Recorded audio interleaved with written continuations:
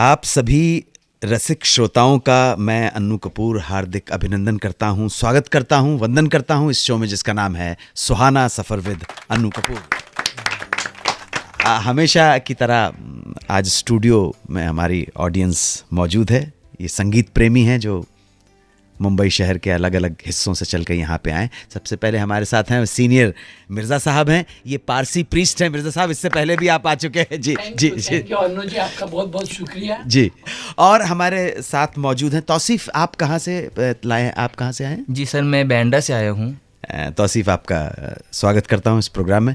और आपके साथ फराज जी, आप कहाँ से आए? जी मैं दिल्ली से हूँ जी। देखिए, नौजवान भी, यंगस्टर्स भी, यहाँ मिर्ज़ा साहब 50 प्लस के हैं और ये 20 प्लस, तो हर एज ग्रुप को हमारा प्रोग्राम पसंद आ रहा है। बस इसी तरह से आपने अपना बनाया, मेहरबानी आपकी, हम तो इस काबिल न थे, है कदरदानी आपकी। आज इस सीरीज़ में आज आपको बताऊंगा कुछ इंसिडेंट, गाने तो सुनवाऊंगा, नए किस्से होंगे, नई कहानियां होंगी। तो चलिए शुरुआत करते हैं इस प्रोग्राम की जिसका नाम है सुहाना सफ़र विद अन्नू कपूर, सिर्फ 92.7 बिग एफएम पर। सबसे पहले मैं आपको बताना चाहूँगा कि दत्त साहब पंजाबी ज़मींदार घराने से ताल्लुक़ रखते थे और बचपन से ही बहुत शर्मीले थे।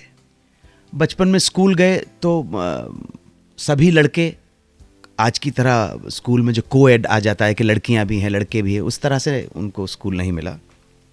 तो बचपन से ही लड़कियों से बात करने में थोड़ी सी झिझक, थोड़ी सी शर्म आती थी। बड़े होने पर शहर के कॉलेज में पढ़ने आए। अब ये कॉलेज कोएड था, यहाँ पे लड़कियाँ थीं, लेकिन जो बचपन से ही स्कूल में पढ़ने की वजह से एक शर्मीलापन था, तो लड़कियों से सारा कटे कटे रहते थे थोड़े से शर्मीले थे, झिझकते थे।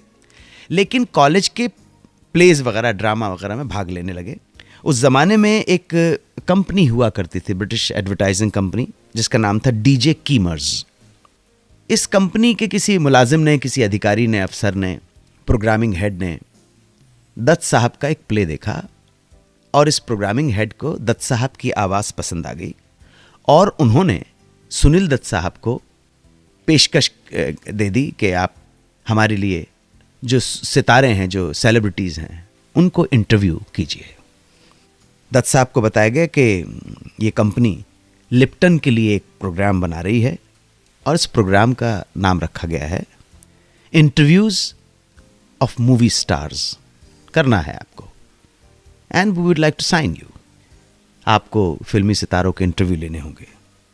और ऑफर दिया 25 रुपए का। ना करने का सवाल ही नहीं था। अच्छा, ये पूरे कॉलेज में जंगल की आग की तरह ही बात फैल गई कि इनका नाम था बलराज, कि बलराज को ये काम मिल गया। कॉलेज में उस ज़माने में अगर 25 रुपए का कॉन्ट्रैक्ट मिल जाए तो बहुत बड़ी बात हुआ करती थी। और इस प्रोग्राम में दत्त साहब ने उस ज़माने के बहुत बड़े बड़े फिल्मी सितारों को, फिल्मी हस्तियों को इंटरव्यू किया। एक दिन उनके बॉस चंद्रा साहब ने उन्हें कहा कि जाओ और एक और स्टार कामनी कौशल जी का इंटरव्यू लेके आओ। अच्छा, ये शर्मीलापन अभी तक गया नहीं था, लेकिन ये ऐसा ऑर्डर था जिसे मना करना नामुमकिन था। बहरहाल वो अगले दिन कामनी जी को इंटरव्यू करने के लिए उनके घर पे पहुंच गए बिल्डिंग के नीचे। फर्स्ट फ्लोर पे घर हुआ करता था, लेकिन हिम्मत नहीं हो रही थी। कैसे, कामनी जी क्या बोलेंगे, मैं बोल पाऊंगा कि नहीं बोल पाऊंगा। बचपन से ही वो था, शर्मीलापन तो था ही। काफ़ी देर इधर उधर घूमने के बाद वो वापस लौट आए और ऑफिस में पूछा गया कि भाई इंटरव्यू लिया है? तो उन्होंने कहा कि जी घर पे कोई था नहीं। बॉसेस ने कहा अच्छा कल फिर चले जाना। दूसरे दिन फिर पहुंच गए।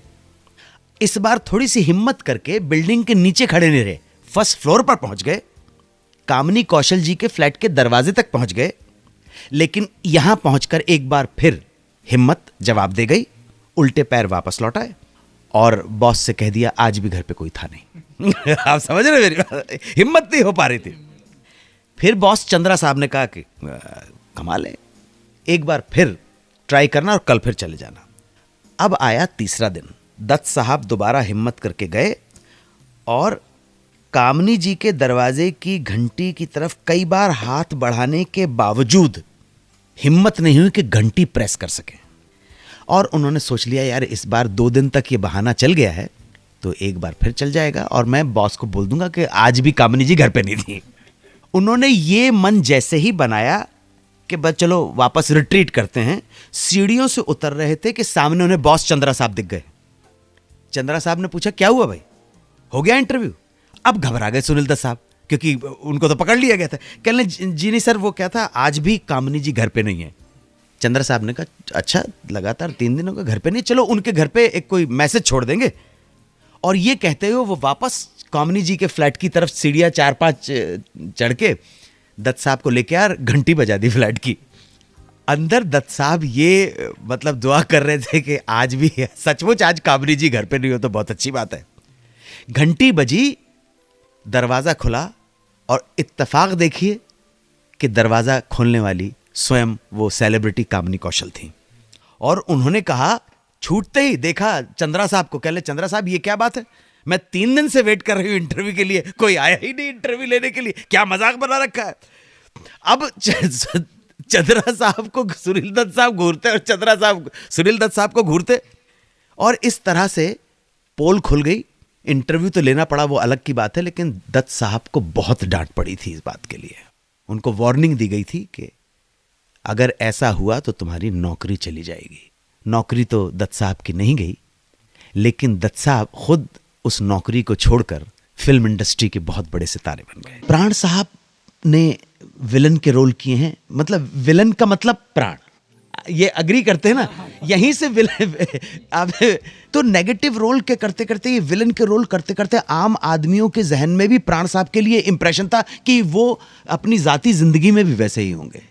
लेकिन ऐसा नहीं है, एक्टिंग की दुनिया कुछ और है और रियल लाइफ कुछ और है। हमारे यहाँ क्या समझते हैं कि हमारे जो हीरो जो स्क्रीन के ऊपर बड़े बड़े 50-50 लोग गुंडों से लड़ लेते हैं, जरूरी नहीं कि वो रियल लाइफ में भी वैसे हो सकता है रियल लाइफ में पिद्दी हो आप समझ रहे ना, मार खा रहे हो अगर और जनता की नहीं करते हो सकता बीवी की मार खा रहे हो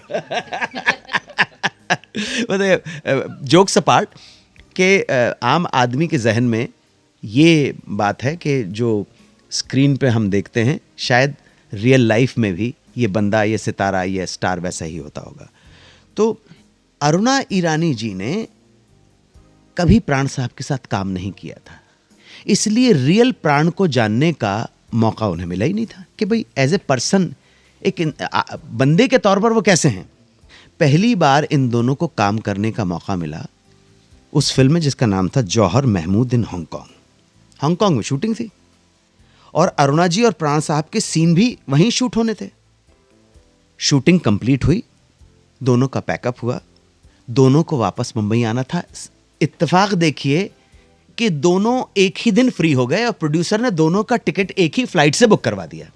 अब अरुणा जी इसी बात से टेंशन में आ गई कि एक ही फ्लाइट में, एक ही हवाई जहाज में मैं प्राण साहब के साथ कैसे सफर करूंगी। अब किस्मत देखिए कि उन दोनों की फ्लाइट जैसे हांगकांग से कलकत्ता आना था वो लेट हो गई। अब एयरपोर्ट पे दोनों अकेले थे। अरुणा जी की टेंशन बढ़ती चली जा रही थी। कलकत्ता की फ्लाइट जो लेट हो रही थी वो किसी तरह करके कलकत्ता पहुंची, जो कनेक्टिंग फ्लाइट थी कलकत्ता से बंबई आने वाली वो मिस हो गई। तो एयरलाइंस कहते हैं ना फ्लाइट मिस हो गई, भाई बड़े सेलिब्रिटी थे, उन्होंने कहा आप होटल में ठहर जाएं। इन दोनों को होटल में ठहरा दिया। अब आप इमेजिन कीजिए, ये हालात ऐसे हो रहे हैं कि किसी तरह से तो हांगकांग से कलकत्ता तो फ्लाइट में आ गए, लेकिन कलकत्ता में होटल में भी ठहरना पड़ा। ये तो करेला उस पर नीम चढ़ा। अजीब अजीब से ख्याल अरुणा जी को सताने लगे। होटल में चेक इन किया। अरुणा जी डर के मारे कांप रही थी। उन्होंने दरवाजा अच्छी तरह से चेक कर लिया कि भाई बंद है कि नहीं है, लेकिन मन में ये खौफ, ये दहशत कि कहीं अभी कहीं प्राण अपने असली रूप में नहीं आ जाए। अभी अपने कमरे में चेक इन होने के बाद वो सेटल हो ही रही थी कि अचानक कमरे की घंटी बजी। टन टन टन टन। अरुणा जी जो ऑलरेडी बहुत डरी हुई थी, नहीं डरी हुई थी मिर्जा साहब, सहमी नहीं हुई थी, डरी हुई थी। उन्होंने घबराहट से पूछा कौन है? बाहर से आवाज आई, प्राण। अंदर तक दहल गई अरुणा ईरानी जी ने। तो प्राण साहब ने कहा कि दरवाजा खोलो, और दहल गई। शायद प्राण साहब इतने सीनियर आदमी, बेहतरीन इंसान, उनको कुछ भनक पड़ गई। उन्होंने कहा, अरुणा कोई बात नहीं, मैं सिर्फ ये पूछने आया था तुम ठीक तो हो ना? किसी भी तरह की जरूरत हो तो मैं बगल वाले कमरे में हूं, मुझे जगा लेना, सो जाओ, गुड नाइट। या अरुणा जी ने अपने एक इंटरव्यू में कहा है कि मुझे ऐसा लगा कि मेरे सीने पे से न जाने कितने टन बोझ उतर गया हो।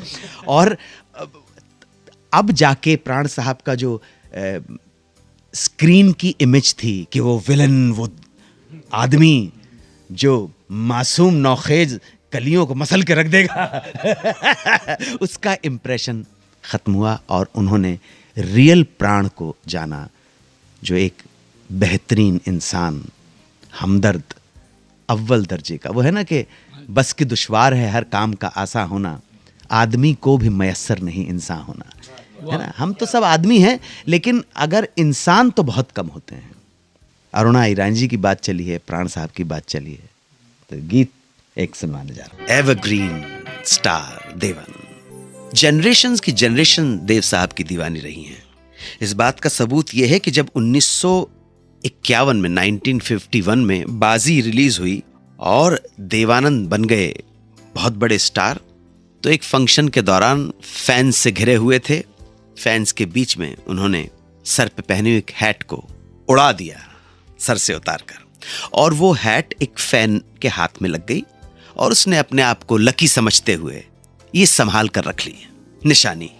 ये हैट आधी सदी, हाफ सेंचुरी से भी ज्यादा संभली रहेगी, पीढ़ी दर पीढ़ी एक परिवार में सजो के रखी जाएगी। ये अचरज की बात थी, मगर ऐसा हुआ। देव साहब की डेथ से कुछ साल पहले की बात है, ये गौर तलब है, सुनिए। देव साहब दांतों के रेगुलर चेकअप के लिए डेंटिस्ट के क्लिनिक पहुंचे। जल्दी में थे, लिफ्ट से निकलते ही तेजी से अंदर की ओर जाने लगे। इस तेजी में उनकी नजर सामने रखे एक शीशे के शेल्फ पर नहीं पड़ी और उनका सिर जोर से उससे टकरा गया। टक्कर जोरों की थी, शीशे का शेल्फ टूट गया, कांच के टुकड़े इधर उधर बिखर गए। सभी लोग पलटकर देव साहब की तरफ भागे कि कहीं कुछ गड़बड़ नहीं हो जाए, देव साहब को चोट नहीं लग गई हो। एक आदमी भागता हुआ उनके पास आया, कोट से कंधे से शीशे के छोटे छोटे टुकड़े झाड़ता हुआ पूछा, आप इतनी तेजी कहां जा रहे थे, आपको लगी तो नहीं? सब लोगों का ध्यान देव साहब की तरफ था। बड़ा नेचुरल है। हंसते हुए देव साहब ने अपने स्टाइल में कहा कि यही वजह है कि मैं ये टोपी पहन कर रखता हूं। और ये कह के देव साहब आगे बढ़ लिए। तभी जब आगे जा रहे थे क्लिनिक के अंदर एंट्री करने के लिए, तो एक लड़की की आवाज आई, आप इस तरह से अपने सर की हिफाजत तो कई सालों से करते चले आ रहे हैं। पलट कर क्या देखते हैं कि एक लड़की है और ऑटोग्राफ बुक निकालकर उनकी तरफ तेजी से बढ़ रही है। देव साहब ने ऑटोग्राफ दिया। फिर लड़की ने कहा, आपको शायद याद नहीं होगा, आपने फिल्म बाजी के प्रीमियर पर अपनी टोपी निकालकर हवा में फेंक दी थी। वो टोपी हाथ लग गई भीड़ में खड़ी मेरी दादी माँ के हाथ। आज तक आप देखिएगा, आज तक मेरी दादी माँ ने वो टोपी घर में सजा कर रखी हुई है और मेरी दादी माँ उसको बहुत बड़ी क्या कहते धरोहर समझती हैं कि देवानंद की टोपी है। और आज मैं आपको ये ऑटोग्राफ लेकर उनको दिखाऊंगी और बताऊंगी कि दादी, मेरे पास भी एक धरोहर है, तुम्हारे पास देवानंद की टोपी है, मेरे पास देवानंद के ऑटोग्राफ हैं।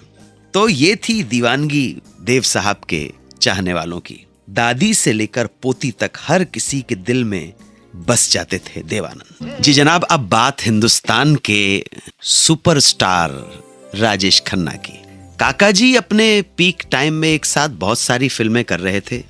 एक बार राजेश खन्ना को साउथ के एक प्रोड्यूसर ने काका जी की मुंह मांगी रकम पर साइन किया। प्रोड्यूसर साहब का नाम था चिनप्पा देवर और फिल्म थी हाथी मेरे साथी। अच्छा, साउथ की इंडस्ट्री में बड़ा डिसिप्लिन है। गौरतलब है ये बात, आप किसी से भी पूछ सकते हैं। बहुत डिसिप्लिन, बहुत ऑर्गेनाइज्ड फिल्म इंडस्ट्री है हमारे दक्षिण भारतीय फिल्म इंडस्ट्री। लेट लतीफ़ी नहीं चलती है, लैप्सेस नहीं होते हैं। सब कुछ ऑन टाइम। तो जैसे ही राजेश खन्ना 2-3 दिन लेट पहुंचने के बाद सेट पर पहुंचे तो प्रोड्यूसर साहब ने लाइटमैन को डांटना शुरू कर दिया। जोर जोर से गुस्सा कर रहे हैं, भला बुरा कह रहे हैं, चिल्ला रहे हैं। उसके नेक्स्ट डे भी कभी लाइट वाले के ऊपर चिल्लाते, कभी मेकअप डिपार्टमेंट के ऊपर चिल्लाते, कभी कैमरा डिपार्टमेंट के ऊपर चिल्लाते, कभी प्रोडक्शन डिपार्टमेंट के ऊपर चिल्लाते, कभी कॉस्ट्यूम डिपार्टमेंट के ऊपर चिल्लाते, जोर जोर से राजेश खन्ना के सामने चिल्लाते। अब राजेश खन्ना बड़े इंक्विजिटिव हो गए। उन्होंने कारण जानना चाहा कि पूछा उन्होंने कि यार ये क्या होता है कि जब भी मैं सेट के ऊपर आता हूं तो हमारे प्रोड्यूसर साहब किसी ना किसी के ऊपर चिल्ला रहे होते हैं, गुस्सा कर रहे होते हैं, भगा रहे होते हैं, उसको शाउट कर रहे होते हैं, कारण क्या है?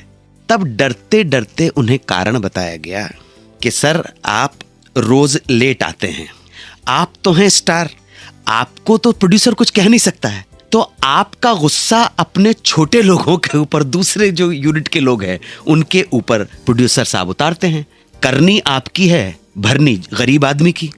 राजेश खन्ना सख्ते में आ गए और आई एम श्योर खन्ना साहब ने रियलाइज किया होगा कि यार उनके लेट आने की वजह से जो गरीब आदमी है उसको गालियां खानी पड़ रही हैं।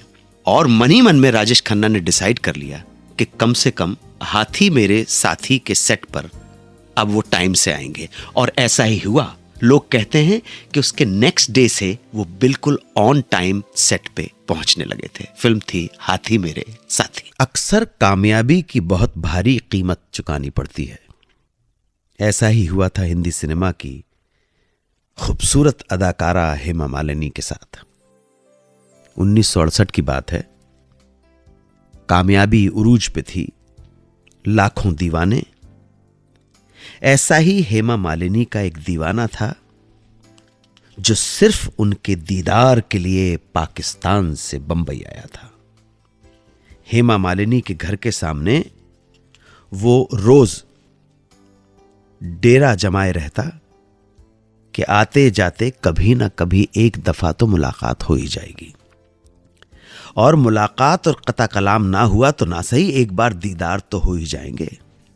लैला मजनू प्ले का एक शेर याद आ रहा है मुझे कि तेरे दीदार की हसरत में है सब दिल वाले, तेरे दीदार की हसरत में है सब दिल वाले, अब तो मुंह खोल दे पर्दे महमिल वाले, झूम कर दस्त निगारी से मय वस्ल पिला, ताकि प्यासे तो न जाएं तेरी महफिल वाले।